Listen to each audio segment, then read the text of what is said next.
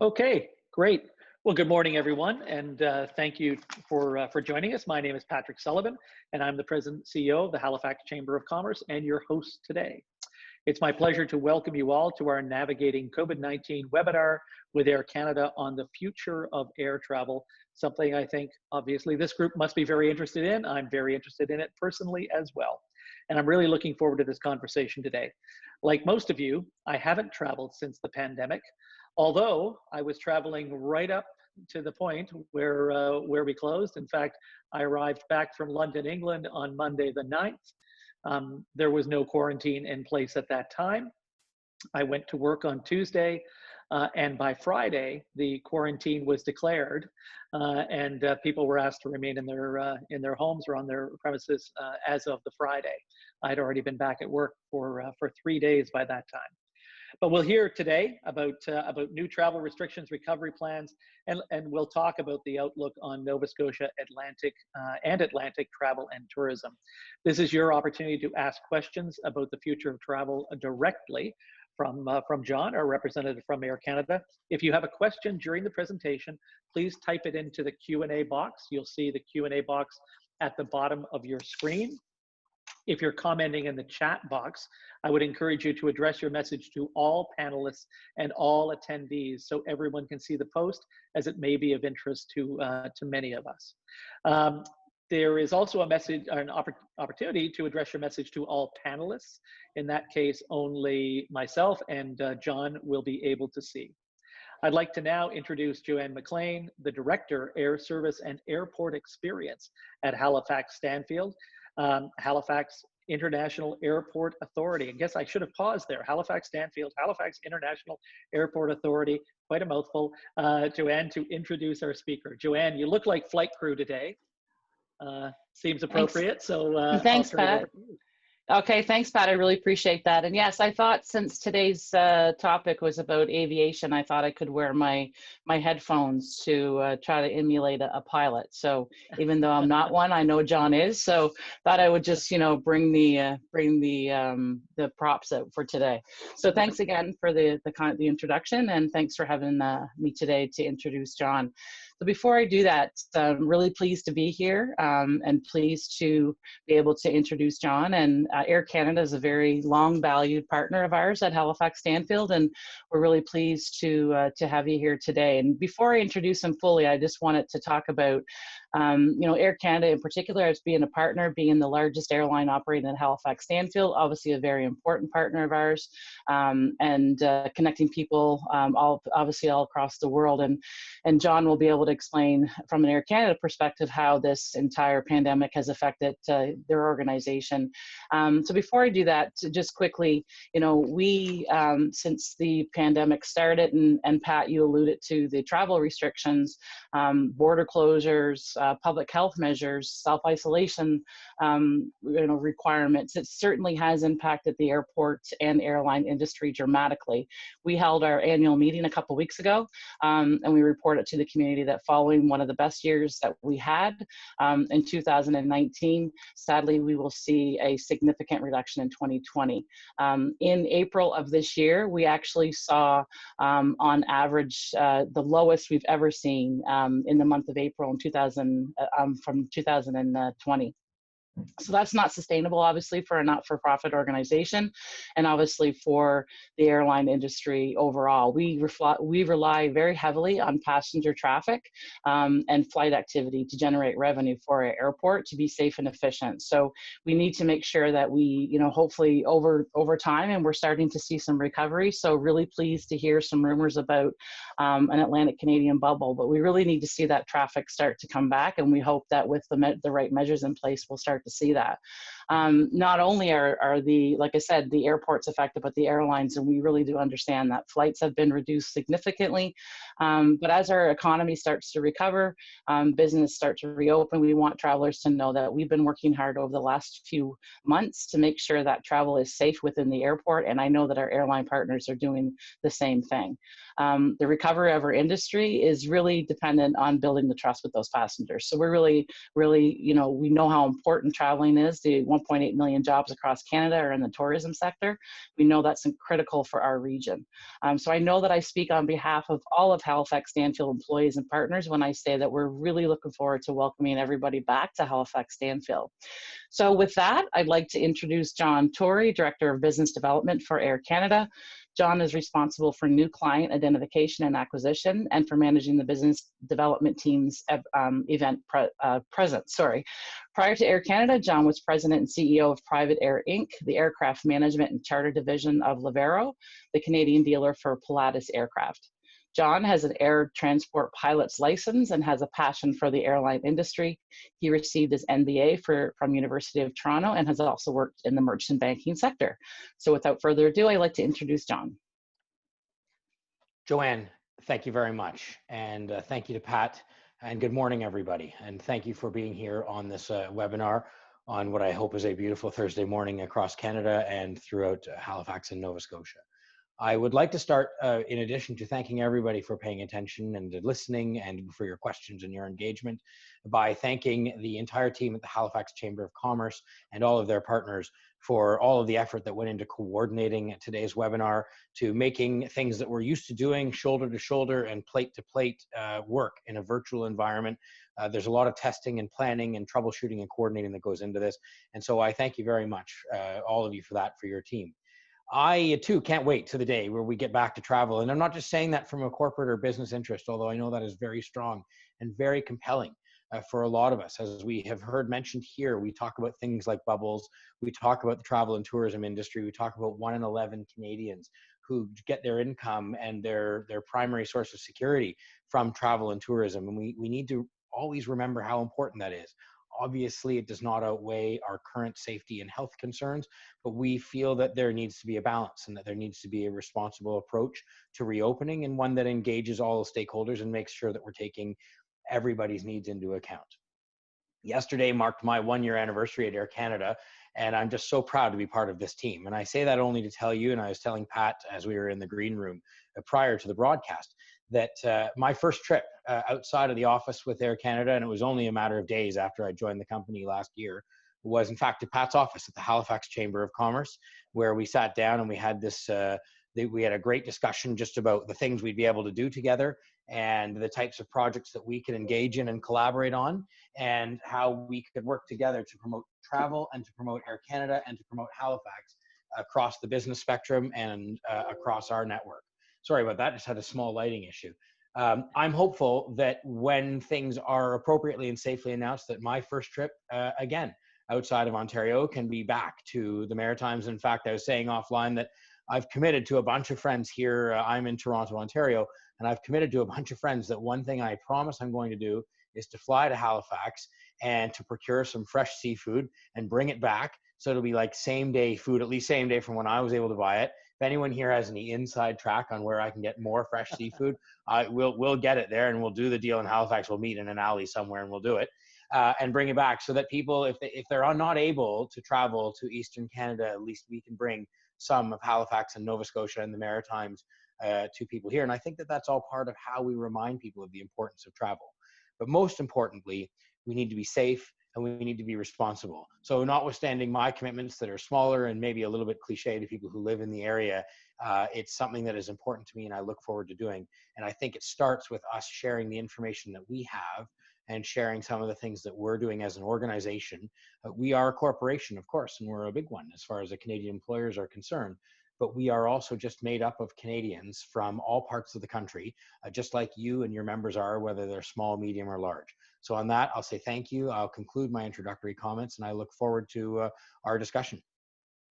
Thanks very much, John. Really appreciate it. And don't worry, it is not cliche to talk about buying seafood in Atlantic Canada or in Nova Scotia in particular. I suspect Joanne has a warehouse at the airport that can help you with that, and I can certainly put you in touch with people who could help fill an aircraft to ensure that you can get things back to Toronto. I'm going to jump back a little bit. When Air Canada first heard about the outbreak of the coronavirus, did you realize, I don't know if any of us did, but did you realize the impact that it was going to have? I mean, we look back to 9/11, and I know you weren't with Air Canada then, but we kind of thought at that point travel and airports would never be the same. That was a huge catastrophe. Planes were grounded. But the industry certainly came back. Do you think we're in a similar place, or do you think, I suspect longer term, what do you think this is going to, what kind of impact is this going to have on travel? So I thank you for the question. And 9/11 was a remarkable tragedy, and it forever changed the way that we look at a lot of things in our lives, a lot of our priorities, and a lot of what we're doing. There was some question at the time as to whether or not there was going to be a sort of a recreational travel airline industry following 9/11. But as terrible as it was also something that had an identifiable threat component to it. It was readily identifiable, even if you didn't know what it was. It was a group of people, or several groups of people, who had made an enemy of symbols and ways of life, and were targeting things. And so, in that sense, whereas a virus is invisible, and you can't point to somebody's intent, you can't negotiate it with it.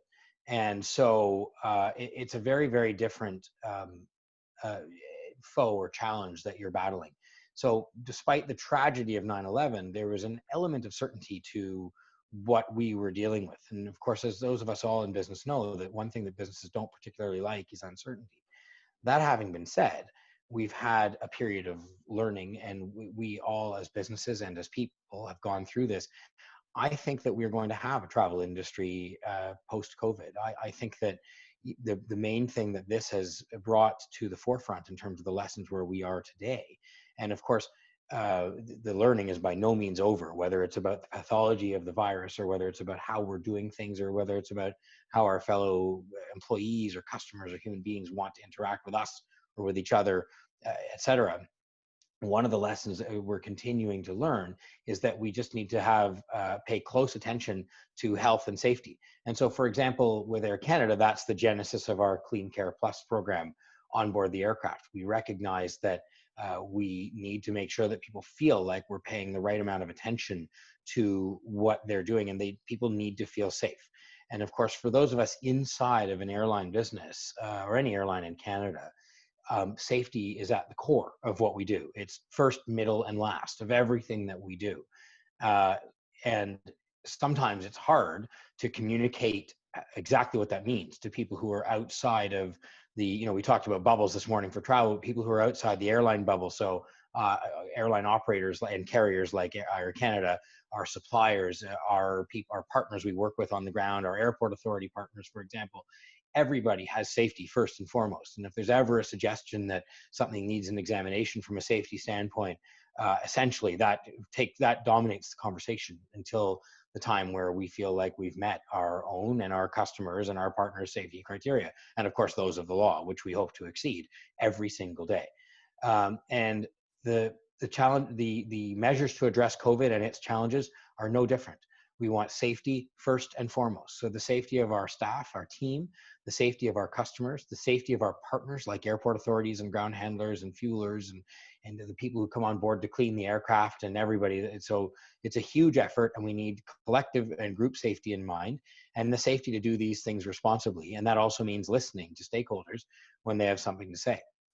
Sorry, I was just going to jump in. Yeah, no please. I mean, just because you piqued my interest when you said the CleanCare program, tell us about the CleanCare program. Like, what is that? What am I going to see at the airport that's significantly different than March 9th, my last flight, on that day with Air Canada's CleanCare program?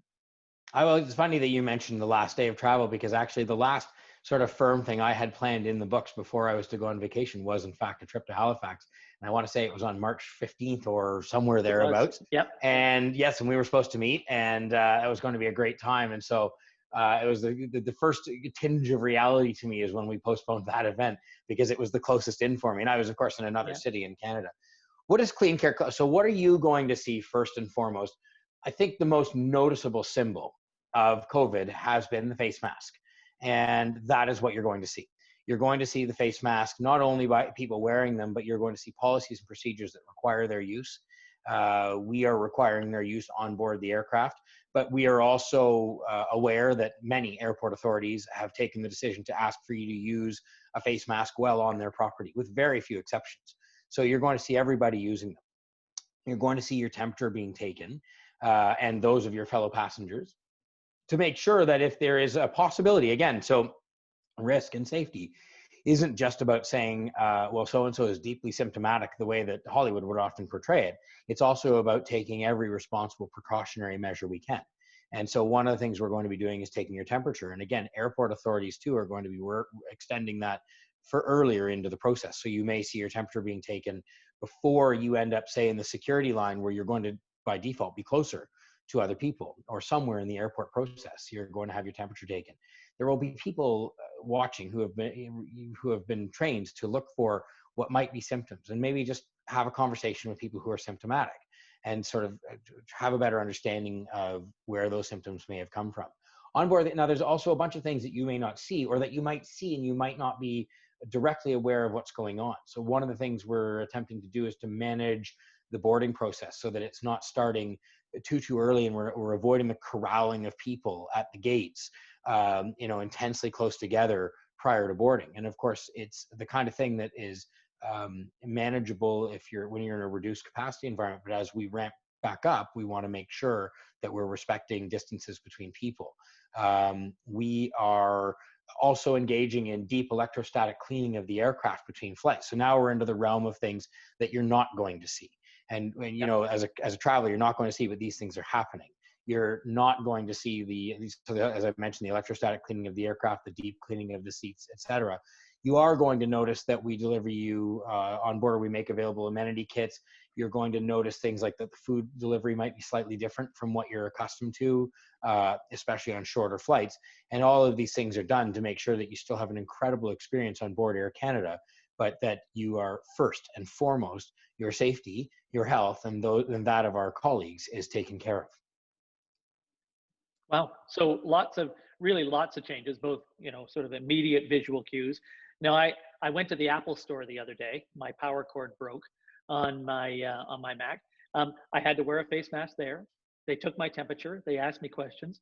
So I love the fact that Air Canada is doing this, but I think this is going to become sort of common practice at many locations. So we shouldn't be surprised. And I think I was actually pleased, at this cleanliness at the Apple store.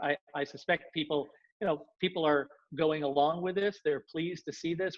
Are you getting a consumer response? I know there's not a ton of people on planes yet, but are they okay with these changes? Yes, our customers are okay. Anytime something changes about your travel routine, it takes time for people to adapt. And everybody, especially as all of your members would know from dealing with the public in your own commercial exchanges, the customer is certainly aware that they are right. And when it comes to travel, that people have their own sense of what their travel routine should be. And so any adaptation takes a bit of time, and people like to understand it. And we've tried to explain through some of the resources we've made available online what CleanCare Plus means. And we think that we're helped by the fact that there has been strong appeal from public health authorities to take all reasonable measures to have yourself be safe and to protect yourself. And of course, what we need to remember is that we're protecting others by trying to limit the spread of the coronavirus. We are protecting those who are more vulnerable in our society. And those aren't always the people that we see in places like airports and Apple stores, because they tend to be older, or they may have other health issues. And frankly, they may choose not to be out and about in big crowded spaces, especially when there's a pandemic going on. But we also need to take into account our responsibility from a public health standpoint to make sure that we are staying safe and we are limiting the spread. That said, we feel, and there are many organizations who feel, that if we take appropriate and responsible measures, we can travel safely and we can minimize to the greatest extent possible the transmission of the coronavirus. Is there a configuration change in the seats, or I've heard of airlines, not removing the middle seat, but leaving the middle seat empty. Is that something that's happening now, or is that something that's happening just by default? Well, by default has been, of course, we've seen a significant drop in demand for air travel. But as of right now, our policy is that we are selling with social distancing on board aircraft in mind. And so, Yeah. yes, right now we are selling with social distancing being taken into account in the aircraft. However, when you get on board, what you see visually will not be a change in the configuration of the aircraft. Okay. And I mean, you're a pilot, although not an Air Canada pilot, I suppose. I Um, am not. okay. So air quality. Should people be concerned about air quality on planes, or is that something that, we don't have to worry about? I've certainly read that there are great air purifiers. Um, Yeah, and I think that that's something that came from a long time ago. And I think that there was a point in history where that was probably something to think about. I would venture to say that it probably comes back to the time when people used to smoke on airplanes, and then there'd be a lot of other factors in the environment. And of course, at Air Canada, we were the first international airline in the world to ban smoking system-wide. And so it's been quite a while since anyone's lit up legally on an aircraft, at least in Canada. The air, I mean, to just take 2 seconds and explain a bit of the science of how pressurized aircraft work. They work by taking air from compressed sources, usually involved with the propulsion or a separate compression system, like a pressurization system, and they put more air than the plane can handle inside per se, more than the volume of the plane, not more than it can handle, but more than the volume of the plane. And then there are valves that are computer controlled that that regulate how much air is leaving the cabin. And that's how pressurization is maintained. So you constantly have air coming in and you constantly have air coming out. And these are very, very robust systems that work really, really, really well. But it's to say the point that there is always a replacement of air. And we have top quality HEPA air filters that are also part of cleaning the air as it's recirculated in the cabin. And so on average, you're getting air that's been replaced or filtered about every 2 or 3 minutes on board an Air Canada aircraft. And that technology is only getting better with newer aircraft. And, so as we welcome new aircraft to the fleet, there's a greater focus on things like air quality control, not just from a standpoint of how clean the air is, but actually how you experience it as a customer. So things like humidity. Our newer aircraft, like our Dreamliners, fly at a lower cabin altitude, which allows us to keep more humidity in the air because it's related to the pressure of the air in the cabin, how much moisture you can contain, which of course then reduces your fatigue. And I'm not a medical doctor, but the less fatigued you are, my understanding is the better your body is equipped to deal with threats that may come to it, like, viruses, be they small or large. And so, again, the short answer is to say yes. Onboard Air Canada aircraft, you are breathing clean air through cleaned and provided through a variety of sources. That's great. I'm really pleased to hear that, and I think that's frankly the best explanation I've heard. I see a couple of questions coming in, so I would encourage people to put questions in the Q&A that we can answer live. If you have any other specific questions, you can put them in the chat, but the Q&A is the best spot. So just a couple of questions. So what will it be like at the departure gate? And you've kind of alluded to some of that, but should people arrive earlier? Or would that create more congestion? Will it take longer to board flights given social distancing? What are you thinking it's going to be like at the departure gate? So I think those are great questions, and I thank you both for submitting them. I wonder if they're sitting side by side, these two, because the questions are similar and they came in at the same time. Yeah.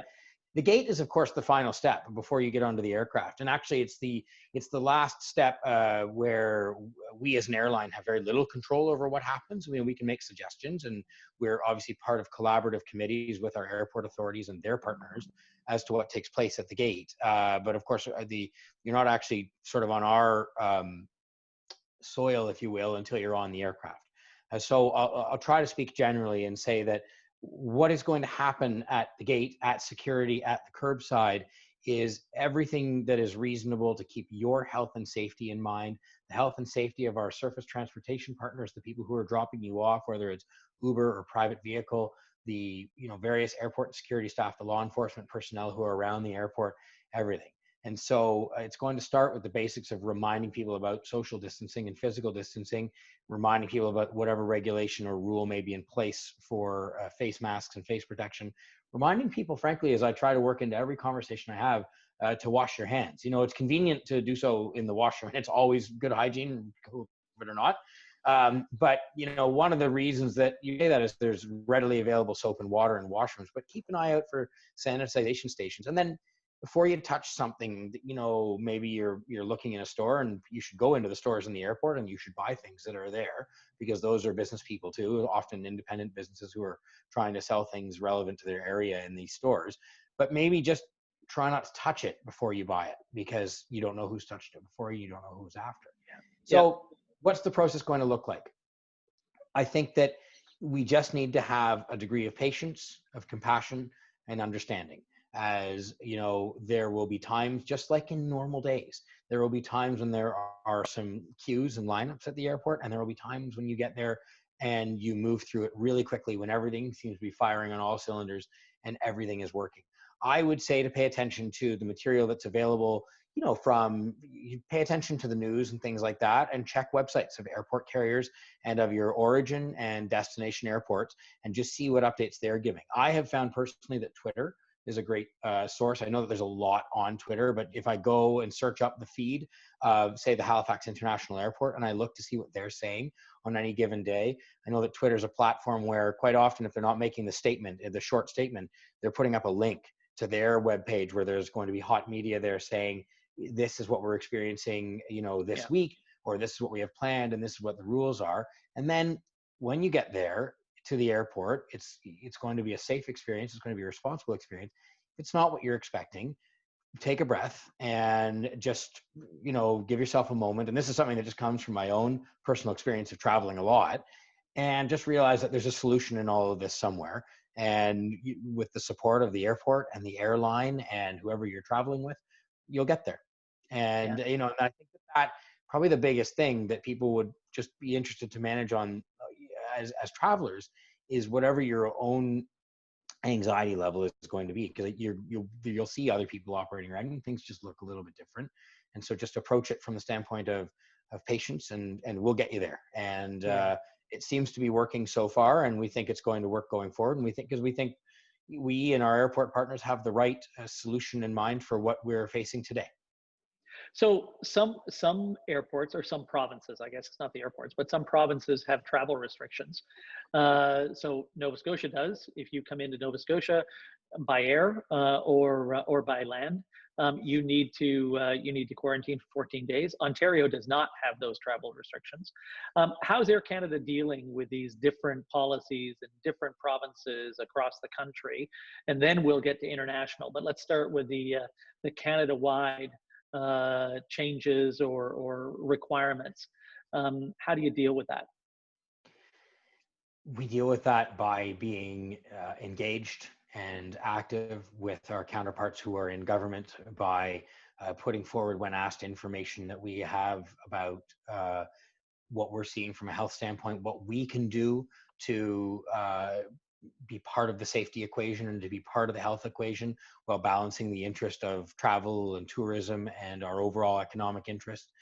This is part of what the genesis of CleanCare Plus was, is we said, well, we're not going to wait and figure out, when the day comes when all the borders are, say, call it fully reopened, or, basically fully reopened. We're going to put forward what we think is the right thing to do now from a health and safety standpoint. And we're going to propose that. And if it fits with certain regulations, then it does. And if it doesn't, then we're going to take into account the lessons learned from those other regulations. And we're going to incorporate the best practices from those. And we're going to add to the layers of safety that we have on board the aircraft.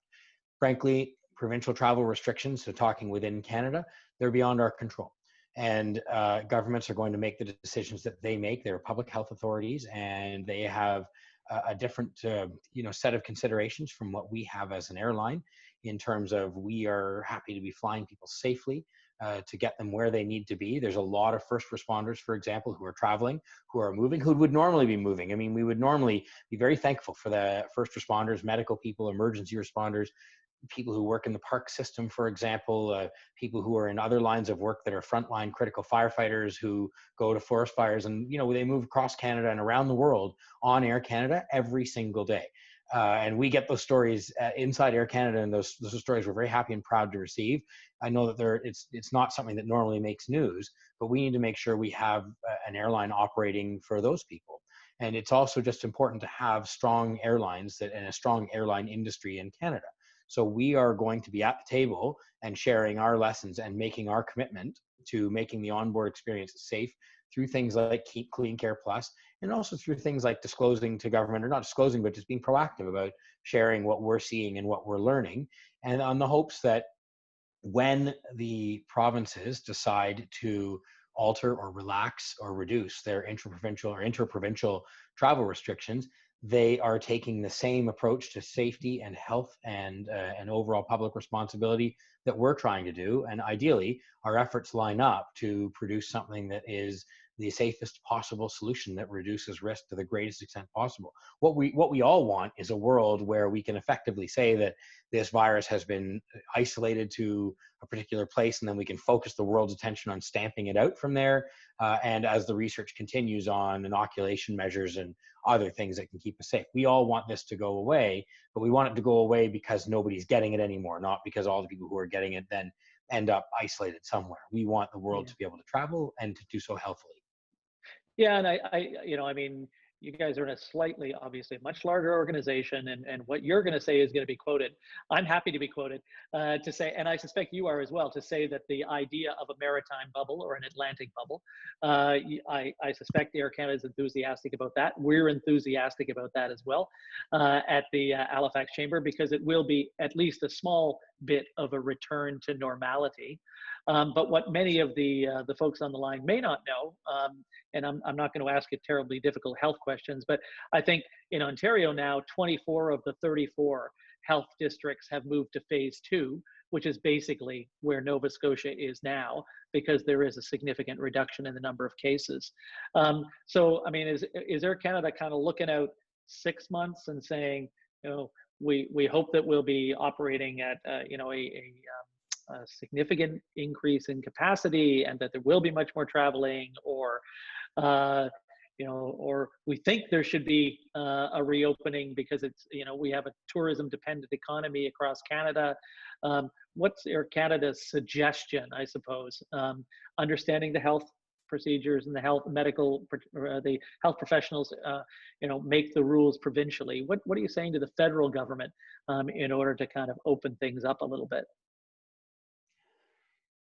And I'm going to start by the part of your question where you asked about timelines, and only say that I don't Yeah. have a crystal ball, and that as we engage with the business community and with our traveling community, our focus is on making the experience as it's available today, the travel experience and the Air Canada experience you've come to count on as the best travel experience in the world. We are North America's #1 business airline and have been voted so several times. We're just going to do the best to work with the restrictions that are in place. In terms of what do we see as timelines, there's a lot of commentary that's out in public, and I'm not going to add anything to the commentary that's been made by our executive team, which is to say that we are managing this situation with health and safety as the first and foremost concern, and that when things are able to resume to normal, whatever that definition of normal is, Air Canada will be there, and we will be there with the best team and the best schedule and the best service in the market, and working hard to deliver on our customers' expectations. In terms of our engagement with the governments, the governments have a lot to deal with right now, and as you're seeing, they are making their decisions based on how they've been informed from a public health standpoint. They obviously are aware of what our interests are, and what we really do try to do is make sure that they're aware of the full scope of our capabilities. Because again, like a lot of businesses, there's a lot of things that we do every day that meet and exceed government regulations, be they provincial or federal in the case of an airline, but we do have some provincial standards we meet as well, depending on what aspect of our business you're looking at. And quite often we strive to exceed those standards. And so it's the kind of thing that goes unnoticed oftentimes, just like a lot of things in life, absent enforcement, which is only typically required if there's a suspicion of a gap, these things go unnoticed. And so what we are trying to do is remind all stakeholders of what our capabilities are. And then that goes into the mix, into the equation, where that gets taken into consideration as a possibility of something that could get used to change a regulation, to relax a regulation, to reopen a regulation. We are obviously big proponents of the value of travel and tourism to the economy. And we are reminding people too that travel doesn't have to exclusively mean get on an airplane. That's the section of the industry that we operate in. But of course, we know we operate in an ecosystem industry where there are lots of other providers to the travel equation. starting from when you first get off the airplane. You have the airport itself, which is a big part. You look at an airport like Halifax, which is an absolutely beautiful airport, the Halifax International Airport, that has everything you could need. It has retail, it has a hotel, it has ground transportation, it has, you know, dining on both sides of the security fence. It has great ground logistics for getting people dropped off and picked up, clear signage. There's everything, currency exchange, fresh lobster that you can buy.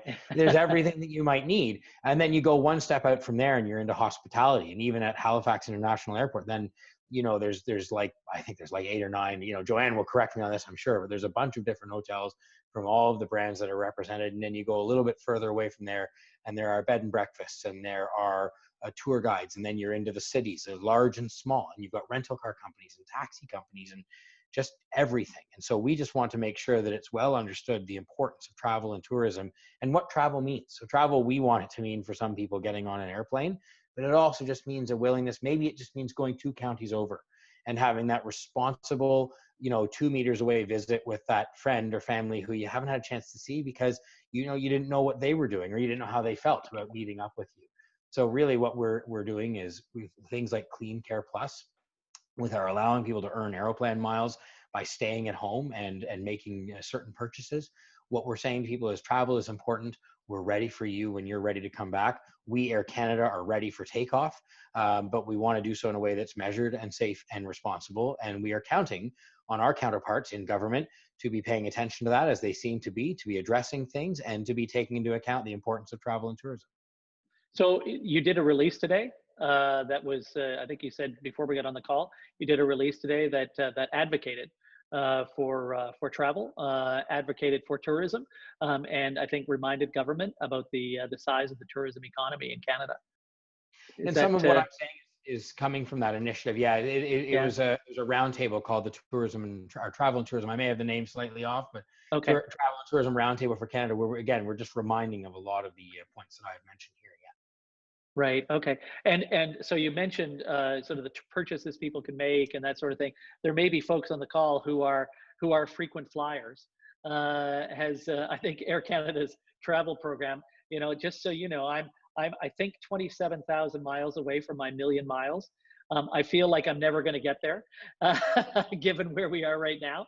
But you know, you did change significantly the Aeroplan program. Well, just changed it completely over the last year or so, but have reacted to the change in the market, I think, in the last few months. How has that changed? I mean, we were already, as I think it had been announced publicly, and those who pay close attention, like million milers or near million milers like yourself, and as I often do I always try to do when I run into people who are million milers, I am going to take a moment, I'll do it publicly, and I'm going to thank you for your business and your loyalty to Air Canada, and we too look forward to you achieving that status. And I challenge all of you listening to also try to become million milers. Pat, hopefully we can find a way where you're able to do that in 2020. We're making changes to our Aeroplan program. You know, we have got some great things coming. We were already, I think, one of the best Aeroplan or frequent flyer programs in the world, and we're now making it better. 2 changes that we announced is we talked about the ability to buy or gift Aeroplan miles at any time. So in the past, you would only typically be able to purchase excess miles if you needed to make up a few to buy that dream vacation or to send a relative on a trip, maybe send an in-law away for a while. You could only do that at the time of transaction. Now you'll be able to buy miles at any time on a market basis. And also you'll be able to gift miles to other members of the program as you wish. You'll also be able to use your miles to submit for a bid for an upgrade. So we use a bid system to upgrade where you put in what it's worth to you. And then of course there's a market system that figures out whether or not that upgrade will be awarded to you. Up until recently, that was only available with using, you know, a credit card and dollars. Whereas now you'll also be able to use your Aeroplan miles for that. One of the things that we heard overwhelmingly from people as we tried to figure out what some of the changes to Aeroplan should be, is they say, well, I love the program. I'm actually satisfied with how I earn the miles and the points, but I want more ways to use them that line up more with what I'm trying to do with my travel. And so these are two announcements that are coming as we revamp our Aeroplan program and just make it better and try to work hard to make it something that keeps people feeling really good about traveling on Air Canada, on our other Star Alliance carriers, and on earning Aeroplan points and miles with us and accumulating the status that you referenced at the beginning. Okay, so Paul asked a question, and I don't think this is the case, but maybe you know, John, but any indication whether passengers arriving initially at Toronto or Montreal on their way to Halifax who are coming from another country will be able to connect to their next flight to Halifax without any quarantine delay in Toronto or Montreal between that flight, their arrival and their flight to Halifax? Is there a quarantine if you arrive internationally from another country? Well, I guess internationally. My understanding is that passengers in transit are able to continue in transit, although I'm not going to say that I have in-depth knowledge of the regulation in each individual jurisdiction or at each airport. That having been said, the essence of the question is asking when travel restrictions and quarantines and things like that are going to be lifted. And as I said before, with that, I just have we have no crystal ball. And Right. we are again reminding governments and stakeholders of the importance of travel and tourism. But we await for them to make their decisions based on all the things that they have in front of them. I know Air Canada pivoted significantly when this happened and removed seats from many of the aircraft and increased cargo capacity to deal with PPE and those kinds of demands to move products back to Canada more quickly. Have you maintained that? Have you increased the cargo capacity over the last while? So thank you for mentioning that. That's actually a project that we were really proud of at Air Canada, and we were proud of it for a couple of reasons. Number one was it went to the essence of the flexibility that we always talked about being at the core of what we are able to do as a corporation, is to be agile and flexible and adaptable. And that's not something that you always would come to assume about a large multi-thousand person employer network airline that flies all over the world. And we were able to do that. And there are teams who worked on this, and they were also able to do it, of course, in an environment where nobody could be physically present with the aircraft. Or not nobody, but very few. Normally, if you were going to have a challenge like this, you would throw 100 people at it, and they would show up and be in working groups, very close by to where the production was taking place. And in this case, we had to do it in a very reduced capacity, including working with, say, Transport Canada and the manufacturers of the aircraft. We were doing this with Boeing and Airbus, and we got it done. And I'm sure some of you have seen the great media that's available. I know it's available on aircanada.com in our media room, but I'm sure it's available elsewhere too, as we showed the pictures of the giant aircraft, the Boeing 777 and the Airbus A330 that had no seats in them.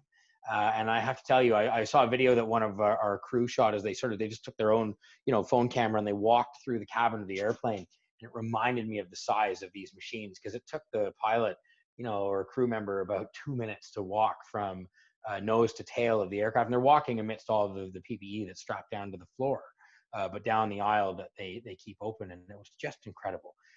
So that all got done really fast. I mean, I think the sign off from the real kickoff of the project until when it was approved and certified to fly was something like 14 days. And Wow. those of you who deal with regulatory authorities, especially those involved in certification of things, know that is like light speed. That is like snapping your fingers and basically having it happen. And there's huge credit that goes on both sides of the fence. All of the technical experts at Air Canada and at the manufacturer side who are able to anticipate what the health and safety and regulatory concerns would be and what areas needed to be addressed. And also to the regulator who took a very open view. They were very open-minded, and they worked very closely with us to get that done. And what that allowed us to do was massively increase the capacity of the cargo aircraft on a given day and allow Air Canada Cargo, as you mentioned, with things like PPE, to go to China. Shanghai was the world hotspot for PPE.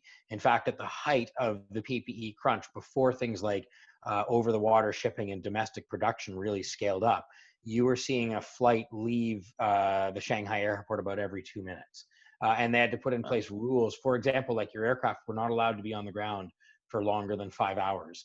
And the queue on the highway to get onto airport property. So if anyone here on this call thinks that they've had to wait in a long line to get into an airport, the queue to get into the Shanghai, the Pudong airport was 3 days long.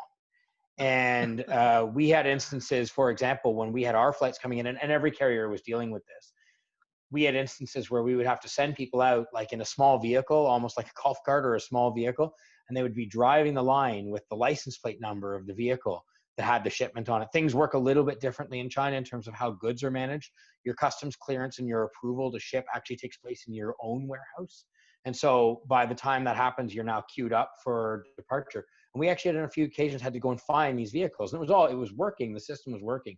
But that's how intense the pressure was on the Shanghai airport as we saw that massive increase in demand, that spike for PPE in line with the spread of the coronavirus. So we have not, since then, we have not increased the capacity of the dedicated cargo fleet.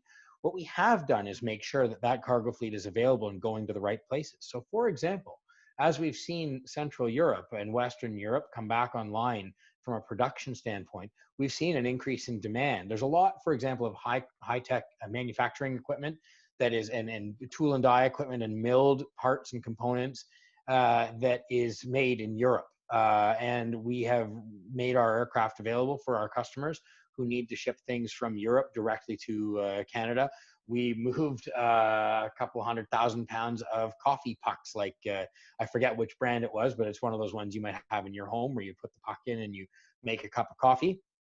And we had to move a bunch of those between, a great long distance of between Australia and Canada. And, part of it is that the over-the-water global supply chain has been interrupted. And in fact, recently I saw a headline where a ship was attempting to leave a port and they had to come back because, people were sick on board. So, we're looking forward to things getting back to normal. We're still here. We're still operating as a cargo airline. Obviously, our ideal world is to see us selling belly cargo space underneath passengers, but we have a wide range of solutions available now to move your goods. Yeah, so just on that, Brenda has a question, expected financial impacts to future flights. Is there any concern that flight costs will need to increase to a point that will prevent some air travel, given that there may be fewer passengers or fewer planes able to fly? Yeah, it's a great question. Thank you, Brenda, for your engagement and asking. I, again, don't have a crystal ball as to what's going to happen with prices. Of course, like every business, we've tried to find that spot between, what we need to do to charge in order to cover our costs, in order to reinvest in ourselves and make ourselves better, and what customers are willing to pay. And of course, we exist in a highly, highly competitive industry. And one of the things that you do see as a result of, say, reduced flight networks is the increased willingness or necessity of the customer to accept a connection in their travel. So you might not be able to travel directly between city pairs like you would have last year and in the world that we hope to get back to. So in that sense, what that actually does is it increases competition. Because if you are operating in a direct world where you're only willing to accept 2 city pairs, it changes what you're willing to pay. And it also changes perhaps the number of suppliers who are available to you on the market. Whereas if you now say, well, I'm going to take 1 connection, you basically open things up to just about every airline in the world, essentially, that touches either your point of origin or destination. So what we try to do is to make sure that we at Air Canada are staying true to the commitment that we have made to you about our service, about our product, about our loyalty program, and about making sure that we're delivering on that value and that it lines up with what you have agreed to pay when you're on our website, and what we're when I say able to charge you, when I say like putting forward a reasonable price for you to travel. There is no doubt that the coronavirus has had a financial impact, not only on the corporations themselves, the air carriers, but also on the amount of capacity and therefore the amount of competition that's available on some routes. But I don't think you're going to see a massive spike in prices if you're just that's my opinion, only because I don't think that there's a ton of people out there who are willing to pay those massively increased prices. And what we're looking to do is to see people resume travel. And I mean, there are European countries. I think people should stay in Canada this year, to be honest, but and perhaps fly Air Canada to get to another destination. But you are flying internationally with passenger traffic now, I think. Yes. And where are you going? So where's Air Canada going now? Well, I'm going to disagree with you on the first part of your statement. Okay, all right. I think that one of the challenges that, frankly, that we're facing is that there seems to be a one-size-fits-all rule that says that nobody should be going anywhere outside of Canada. And frankly, I don't know what other people would say. If you ask them their impression of what things are like in Canada, they might hold the same view. They might say, well, I've heard things are not great there or whatever. And of course, we inside Canada know that, well, we have our challenges, we're managing. And part of what we need to start looking at is a world where we get back to people being willing to get on airplanes to travel. And well, you may not have a compelling reason to do so. There are a lot of people who have family, who have business interests, who have personal interests, who have that once in a lifetime trip that they want to take, that is to another country, that's to Europe, that's to somewhere else. We are doing our best to maintain a viable and competitive flight schedule to Europe from Canada and vice versa. And we're looking forward to operating that responsibly and safely with all of the things that we talked about earlier, CleanCare Plus and all of the rules that go around things. And of course, keeping our eyes and ears open as to the change in the global public health situation. But we think that we need the traveler, we need companies, we need governments, we need stakeholders to be empowered to make responsible decisions based on where there is an active threat to public health from this virus, as opposed to just a one size fits all rule. So, well, you know what? I will agree with you, absolutely. And I do have a compelling reason to travel because I have a grandson in London, England, and a son and a daughter-in-law. So I do have a compelling reason to travel. So you're absolutely right. And I suspect that many Nova Scotian tourism companies or travel companies would say that they have a compelling reason to encourage people to come back to Nova Scotia from those European destinations or from other destinations in Canada, or ultimately at some point from the U.S. as well. So that's a great point. If folks, you are traveling internationally, you are allowing travel internationally. There are planes traveling international right now. Air Canada has planes traveling internationally and returning. I mean, I guess I'm trying to get to a sense of, you're pretty enthusiastic. Air Canada is pretty enthusiastic about increasing the frequency of that travel. You are somewhat limited by the public health orders. Do you think there'll be, and I'm kind of getting some private questions here, but do you think there will be some incentives from Air Canada to have people purchase vacations or international travel or other things to encourage people to get back on planes and get to another destination? And I don't think the word to use would be enthusiastic about what our view is right now on the global travel situation. But I think that again, to come back to something I alluded to earlier, it's let's take everything into account. Let's look at what we're able to do as an airline. And let's look at what kind of data that we're all able to collect, whether we're governments or airports or airlines or all of the above, individual data collection. I mean, if you've done the research into some of the articles, when you arrive in Canada now, there's an app that you have on your phone where you make a declaration as to where you intend to follow whatever rule is applicable to you, and you make a declaration about your symptoms. And so it shows you that we as a society have tools that are available to enforce those public health measures that we think are important. So enthusiastic, I think that it's more, we're ready to put the energy into traveling to places that are responsible and available to us. I appreciate the clever attempt to bait me into telling you whether or not we have a big seat sale coming. What I will say is that, again, as was said in my bio, my primary manner of engagement is to speak to the business community. And in the business community, what we aim for there is predictability of fares and predictability of schedule. And we are doing everything that we can to maintain and then responsibly and safely grow a reliable domestic and international travel schedule that fits with all of our customers' needs. And I do firmly believe that the price that we make available at any given time definitely reflects the best value you can look for in the global travel industry, because Air Canada is the best airline in the world. And so the price that we put out there, that's driven by competition and driven by the service we're providing, it's a great price. But no, am I here to announce the particular timing of a sale? I am not. What we are going to try to do is make sure that our customers and travelers feel safe, they feel secure, they feel like, as always, they're at the hands of the safest airline or one of the safest airlines in the world that puts safety first and foremost, and that their health and their travel experience are the utmost importance to us as we do things with care and class, as we say at Air Canada. So we started out this conversation, this is our last question, but we started out this conversation with the comparison between 9/11 and the tragedy that was 9/11 and the immediate, I guess, immediacy of the COVID-19. But, you know, we're going to get through 2020. We're going to head to 2021. We're going to head to 2022 and 23 and farther into the future. Do you have a view of where international, national travel are going to be as we look out over that longer term? Are we going to see a recovery? Is it going to be immediate, or is it going to take a little longer? So I'll stay away from the crystal ball aspect of saying the whens, and I know it's the question that everybody wants answered. I don't have that answer for you, and you know, I wish I did. I wish somebody had the answer, because then of course we could plan. And I also early on in our conversation reminded, because we have employers of all sizes on today's call and in our community, that the thing that we don't like in business generally is uncertainty. And so I wish that we had better answers to those questions. We generally as a society had better answers to those questions. What I will say is I think people want to travel. I think that people want to see the world. I think that people work very hard to have the things that they have in life.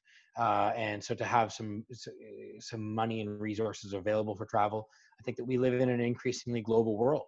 So where your customers as businesses are located in other parts of the world and you need to go see them, or you need your customers to be able to come to you. And I think I just, as an anecdote, I'll call back to something that was disruptive but far less tragic in terms of the financial change, the financial crisis of 2008-9. Yeah. And I remember there was a particular attention paid to the cost of travel just as it affected a business generally as a line item. And people at the time said, well, now that we have Skype and Zoom and whatever, I forget which ones were available, they sort of said, well, no one will ever get on an airplane again. Because, you know, why would you when you can have these great high definition video calls? And of course, then you fast forward a decade after that to last year, and airlines were putting record numbers of people on airplanes, operating between city pairs that you would have 10 years prior had said there's no way they would support direct jet service. You know, just a bunch of different factors that came into play. So I think that people want to travel. And I think that, like everything, they always want it to be comfortable. They always want it to be responsibly priced, something that's affordable to them, that gives them a range of choice too of the product that they want to buy, whether it's which cabin they want to be in or the onboard experience.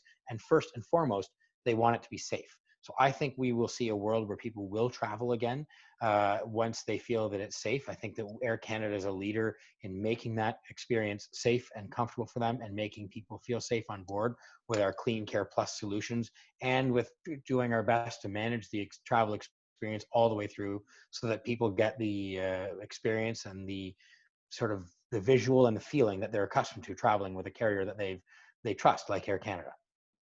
Well, that's great. Thanks, John. I can tell you, I'm ready to get on a plane again. So we'll get you to that million miles this year, Pat. We're going to get you there. Okay, that would be great. That would be great. So we're out of time. Thank you very much for that. Thank you for that. A bit of an insider's view.